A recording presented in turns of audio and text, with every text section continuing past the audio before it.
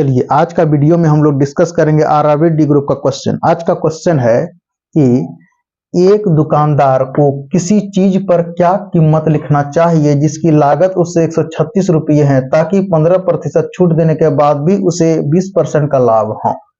यानी क्वेश्चन क्या कर रहा है कि जो 136 रुपये की जगह पर क्या लिखें ताकि 15% छूट देने के बावजूद भी 20% का लाभ हो।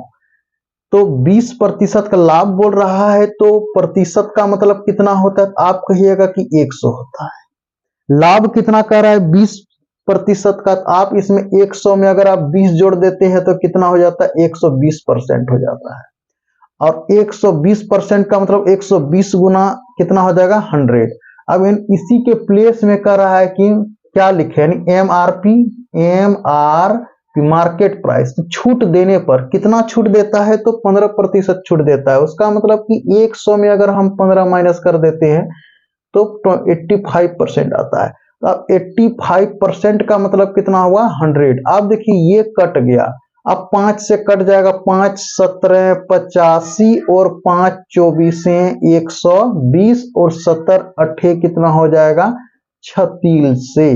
अब 8 को गुना करेंगे 24 से तो 192 हो गया। ये एमआरपी जो है कि 192 हो गया। यानी 136 रुपये की जगह पर 192 रुपया लिखेगा तब 15% छूट देने के बावजूद भी उसे 20% का लाभ होगा।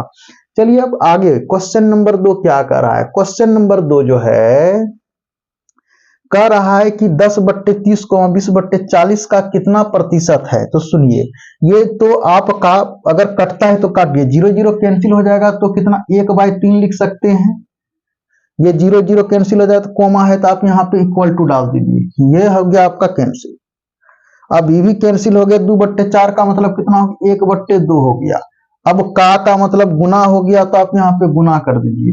अब कितना प्रतिशत बोला है तो मान लेते हैं कि x%, y%, z%, जो आपको लेना है प्रतिशत। तो 1/3 as it is equal to, इसको अगर हम गुना करेंगे तो आप एक बार लिख देते हैं आपको समझाने के लिए कि x/ कितना हो गई? 100 हो गया। अब इसको आप सॉल्व कर दीजिएगा तो कितना हो गया? x/200 हो गया। अब जो है कि आप क्रॉस मल्टीप्लीकेशन लीजिए, इसको इधर से गुना करेंगे तो 200 होगा और इसको इधर से गुना करेंगे तो 3x होगा। अब आपको x का वैल्यूज फाइंड आउट करना है तो 200 को 3 पार्ट में बांटिए। तो 3 छक 18, 3 छक 18, 3 छक 18 और कितना? 66.67% होगा। तो क्या कोई भी ऑप्शन में है? तो आप ऑप्शन पे तुरंत नजर दौड़ा करके देखिएगा तो आपको ऑप्शन बी मिलेगा, यानी इसका आंसर डी होगा। अब क्वेश्चन नंबर 3 क्या कर रहा है कि त्रिभुज XYZ में XY 12 सेंटीमीटर। आप देखिए, आप जो है कि एक त्रिभुज है इस तरह से, यहां पे है x और यहां पे है y, यहां पे z है। इसको हटाते हैं।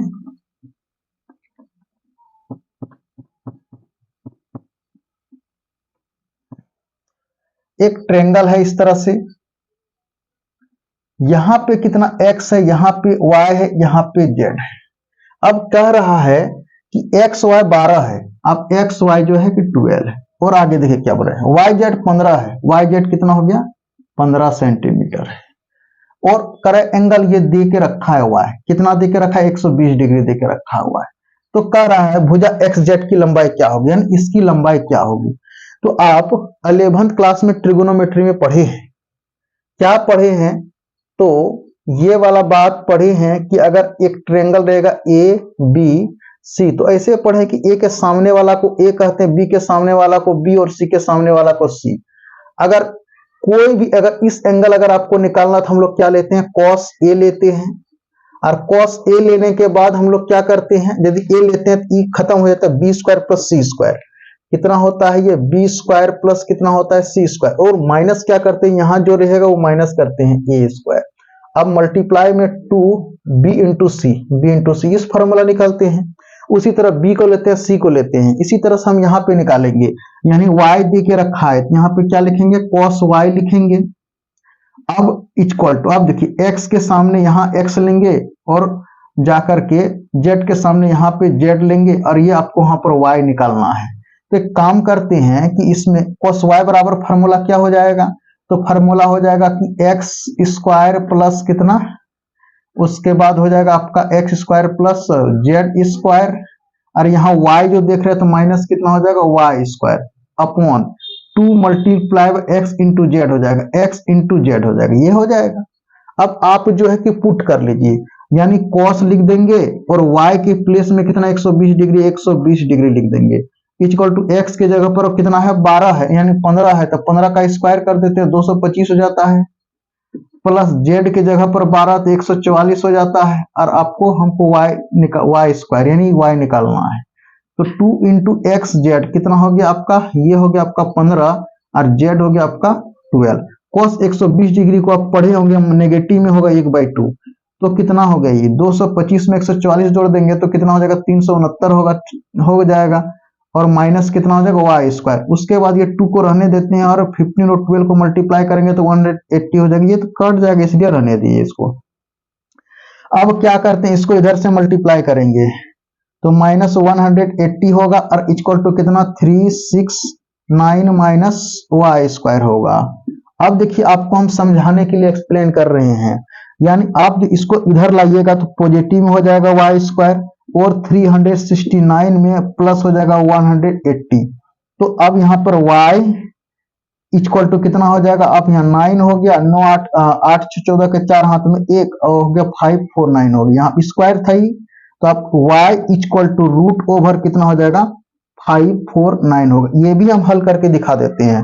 549 को कैसे, आप तो 8 क्लास से ये बात पढ़ते आ रहे हैं, 3 से 3 1 जा 3 3 8 जा 24 3 3 जा 9 और 3 से 3 6 जा 18 3 1 जा, ये पेयर लग गया, यानी ये जिसको अगर आप अगर ये तोड़िएगा तो 3 इंटू 3 मिल जाएगा, उसके बाद आपका 61 मतलब ये पेयर जो लग गया, तो पेयर लग गया तो y का वैल्यू निकल करके आ गया 3√61।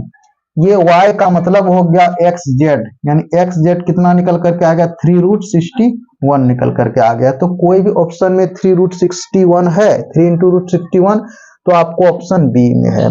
चलिए अब इस तरह से क्वेश्चन नंबर जो है कि 3 क्लियर हुआ। अब क्वेश्चन नंबर अब जो है कि आप 4 में क्या कर रहा है,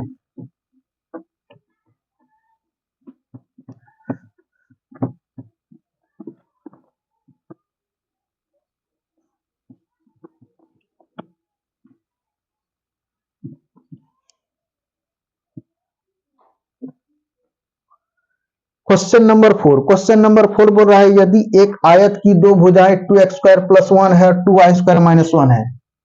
आयत की दो भुजाएं, पहला भुजा ये मान लेते हैं कि दे के रखा हुआ है 2x² + 1 और दूसरा दे के रखा हुआ है 2² - 1, लेकिन ये भी कह रहा है x = 2 लेने के लिए और y = 1 लेने के लिए।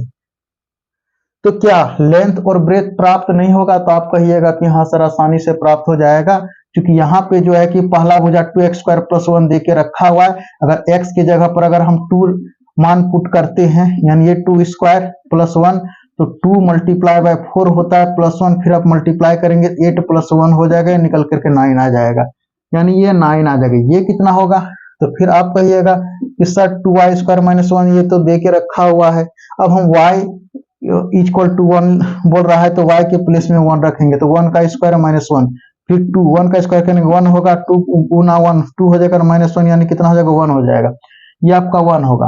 अब आयत का क्षेत्रफल तो आपको पता है, area of rectangle length into breadth, यानी आयत का क्षेत्रफल इक्वल टू लंबाई गुनी चौड़ाई, लेंथ इंटू ब्रेथ, लेंथ कितना 9, ब्रेथ कितना 1, तो कितना हो जाएगा 9, तो 9 कोई भी ऑप्शन में है तो आप ऑप्शन पे नजर दौड़ा करके देखिएगा तो आपको 9 मिलेगा। अब लास्ट क्वेश्चन है a और 18 का मध्य समानुपाती 27 है। एमपी का फॉर्मूला पढ़े होंगे मध्य समानुपाती का, रूट ओवर क्या a गुना b पढ़े हैं, लेकिन ये 27 दे के रखा हुआ है। अब a तो a और b के जगह पर कितना 18 दे के रखा हुआ है। रूट हटाने के लिए हम लोग क्या करेंगे, रूट हटाने के लिए आपको पता है कि सर दोनों ओर अगर स्क्वायर कर देंगे तो मेरा रूट रिमूव हो जाएगा यानी कैंसिल हो जाएगा। अब 27 गुना 27 इसको लिख सकते हैं, और यहाँ a गुना कितना 18 लिख सकते हैं। तो आप कहिएगा कि सर 9 से तो कट जाएगा, कितना बार में 9 दुना 18 और 9 तिया 27, 27 तिया कितना 81 इक्वल टू कितना हो जाएगा a गुना 2 हो जाएगा। अब क्या करना आपको 81 का आधा कर दीजिएगा तो आपको मिल जाएगा, यानी किस क्या मिलेगा a मिल जाएगा, 2 चौके 8 और ये इतना कितना हो जाएगा, यानी 81 का आधा 40 पॉइंट कितना हो जाएगा 40.5 निकल करके आ गया। तो 40.5 कोई भी ऑप्शन में है तो ऑप्शन पे आप नजर दौड़ा करके देखिएगा तो आपको ऑप्शन डी मिलेगा।